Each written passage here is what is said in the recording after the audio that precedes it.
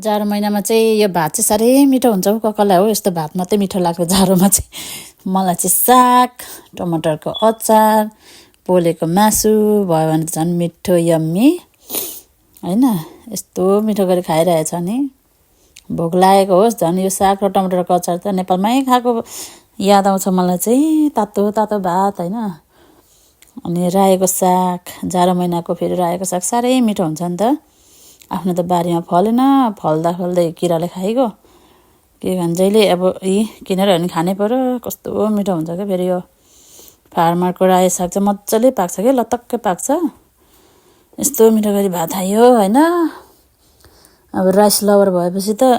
एक छाक भए पनि मजाले भात खानुपर्छ मलाई चाहिँ अब दुई छाकै नखाए पनि एक छाक चाहिँ मजाले राइस खान्छु म चाहिँ ल एक थाल भात त सकियो त साथीहरू तपाईहरु पनि यसै नै भात मन पराउनुहुन्छ म जस्तो यस्तो मिठो भयो कि सकियो तर